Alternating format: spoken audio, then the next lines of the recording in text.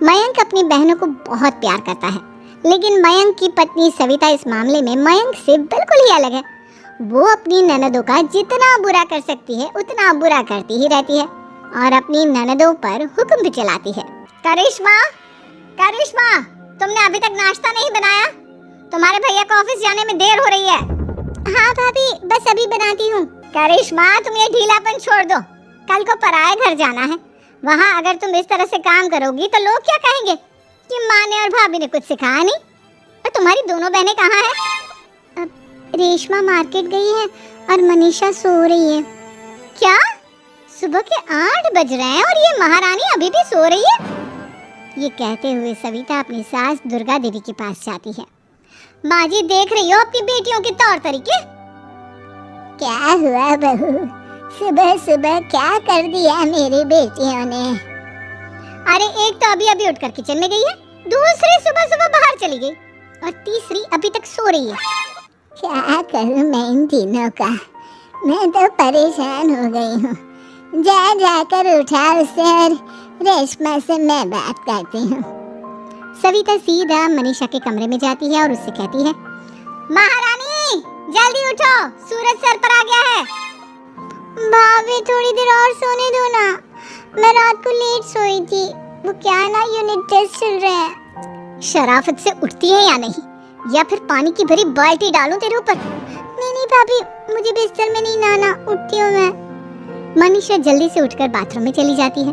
सभी आराम से बैठकर नाश्ता कर रहे होते कि तभी रेशमा बाजार से हाथ में सामान लिए आ जाती है। रेशमा को देखते ही सविता उस पर बरस पड़ती है। लो, आ गई महारानी। ऐसा भी क्या सामान लाना था जो सुबह आंख मलते ही बाजार की तरफ रवाना हो गई? भाभी, कल आप ही तो चीख रही थी कि घर का सारा सामान मुझे ही लाना पड़ता है, घर में किसी को भी किसी काम से कोई लेना देना नहीं है। अब मैं बाजार जाकर सामान ले आई तो आपको इस बात से भी तकलीफ हो रही है? देख रही हो माँ जी, अपनी बेटी की जुबान कैंची से भी तेज चलती है। और मयंक, आप तो कुछ कहेंगे नहीं अपनी लाडली बहन को? रेशमा, अपनी भाभी से ऐसे बात नहीं करते। चलो माफी मांगो। भैया, मैं क्यों माफी मांगू? आप भाभी से बोलिए ना कि हम पर कम हुक्म चलाया करें। हम इस घर की बेटियां हैं और आपकी पत्नी की ननद है, नौकरानी नहीं। लो कर लो बात। इनकी भलाई के लिए कुछ भी बोलो तो इन्हें बुरा लग जाता है। इस घर में यही इज्जत है मेरी। देख लो माँ जी, आपकी बेटी किस लहजे में मुझसे बात कर रही है। सविता वहाँ से चली जाती है। मयंक को बहुत गुस्सा आता है, वो भी वहाँ से चला जाता है। फिर करिश्मा रेशमा को समझाती है, रेशमा, तुम्हें भाभी से माफी मांग लेनी चाहिए थी ना। लेकिन दीदी, मैंने कुछ किया ही नहीं, तो मैं माफी क्यों मांगू?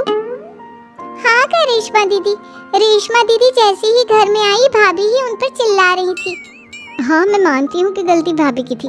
मैं तो इसलिए बोल रही हूँ कि भाभी ने माँ को तो पूरी तरह अपने वश में कर लिया है। वो हमारी बात सुनती ही नहीं। मयंक भैया हमारे लिए हमेशा खड़े रहते हैं, इसलिए उनकी बात का मान तो तुम्हें रखना चाहिए था ना। कोई फायदा नहीं दीदी, कुछ दिनों की बात और है, भाभी उन्हें भी हमारे खिलाफ भड़का देंगी। फिर वो भी माँ की तरह हमारी किसी बात का विश्वास नहीं करेंगे। इसी तरह सविता अपनी तीनों ननदों को किसी न किसी बात पर परेशान करती रहती थी। एक दिन मयंक अपनी तीनों बहनों के लिए गिफ्ट लाया। क्या रेशमा, ये तुम्हारे लिए हार का सेट। रेशमा, तुम्हारे लिए सुंदर सी ड्रेस। और मनीषा, तुम्हें किताबें पसंद है ना, तुम्हारे लिए किताबें लाया हूँ। थैंक यू भैया, थैंक यू भैया, थैंक यू भैया। करिश्मा, तुम्हारा नेकलेस कितना सुंदर है, ये भैया कहाँ से ले आए होंगे? मैंने भैया को 3 दिन पहले फोन पर ये डिजाइन दिखाया था और आज भैया ये ले आए। सविता तो अपनी ननदों के गिफ्ट्स देखकर जल गई और करिश्मा का नेकलेस तो उसे भी बहुत पसंद आया था। अपनी बहनों के लिए कितना अच्छा नेकलेस लेकर आए हैं, मुझे कभी कोई गिफ्ट नहीं दिया। मैं आज ही ये हार चुरा लूंगी। रात में सविता करिश्मा का हार चुरा लेती है और इसी तरह उसे अपनी ननदों की जो भी चीज़ अच्छी लगती वो उसे मांगती नहीं, बल्कि रात के अंधेरे में चुरा लेती। इसी तरह दिन बीतते गए और सविता ने मयंक के दिल में भी उसकी बहनों के लिए नफरत पैदा कर दी। एक दिन मयंक ने करिश्मा और रेशमा के लिए रिश्ता देखा और ये बात उसके घर में सबको बताई। माँ, करिश्मा और रेशमा के लिए बहुत अच्छा रिश्ता आया है, वो लोग कल इन्हें देखने आ रहे हैं। आप और सविता मिलकर सारी तैयारी कर लेना। ये सुनकर करिश्मा और रेशमा खुश हो जाती हैं, लेकिन सविता सोचती है, अगर इन दोनों बहनों की शादी हो गई तो घर और बाहर का काम कौन करेगा? मनीषा तो 1 नंबर की कामचोर है, उससे तो किसी बात की उम्मीद लगाना ही बेकार है। मुझे इस शादी को रोकना होगा। अगले दिन सभी लड़के वालों के स्वागत की तैयारी करने में लगे होते हैं। तभी मयंक अपनी बहनों से आकर कहता है, तैयार हो गई तुम दोनों? देखो दोनों लड़के बहुत अच्छे हैं, मैं कोई कसर नहीं छोड़ना चाहता, इसलिए तुम उनके सामने अच्छे से बिहेव करना और अपनी भाभी से लड़ने मत लग जाना। करिश्मा, तुम वो नेकलेस पहन लो ना जो मैं तुम्हारे लिए लाया था। भैया मैं बहुत देर से वो नेकलेस ढूंढ रही हूँ, लेकिन मुझे मिल ही नहीं रहा। क्या तुमने नेकलेस खो दिया? तुम्हें पता भी है वो कितना महंगा था? तुम कोई काम ढंग से नहीं कर सकती। मयंक गुस्से में वहाँ से चला जाता है। थोड़ी देर बाद लड़के वाले भी आ जाते हैं। वो दोनों बहनों को पसंद कर लेते हैं और रिश्ता पक्का हो जाता है।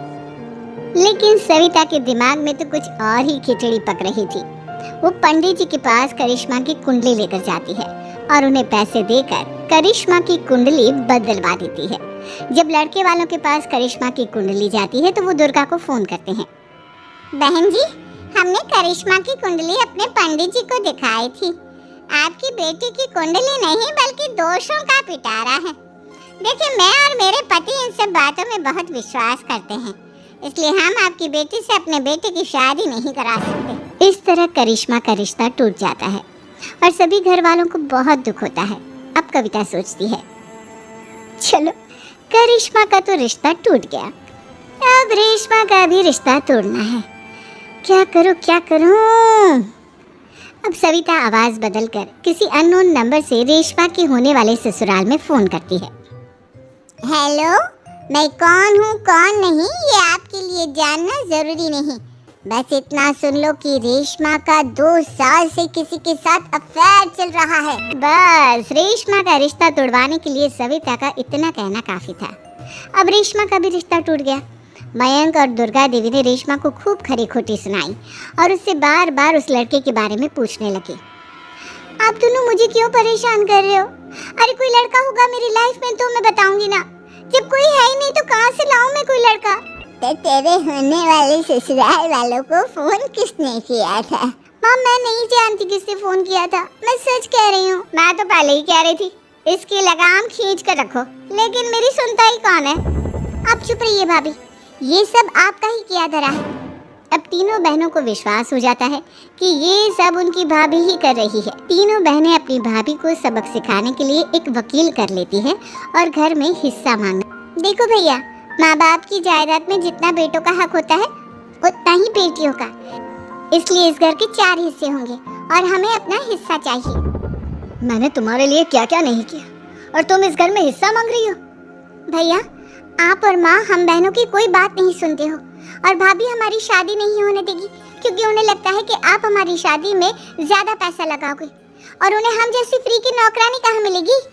तो हम भाभी के साथ तो रह नहीं सकते, हम बहनों को अपना हिस्सा चाहिए।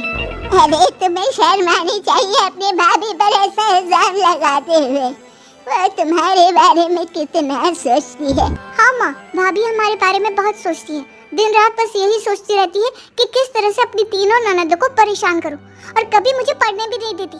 दोनों बहनों का रिश्ता भी तो इन्होंने ही तोड़वाया है और रात में हमारे कमरे में आकर हमारी चीजें भी चुराती हैं। इसी तरह सविता की तीनों ननदें अपनी बात पर अड़ी रही। अब कोर्ट में तारीख भी शुरू हो गई। जब सविता को लगा कि उसकी तीनों ननद इतनी आसानी से नहीं मानने वाली, तो उसने अपने पति और सास को सारी सच्चाई बता दी और अपनी तीनों ननद से माफी मांगी। मयंक और दुर्गा को भी अपनी गलती का एहसास हो गया। अब सविता खुद करिश्मा और रेशमा के लिए अच्छा रिश्ता ढूंढती है और उनकी शादी करवा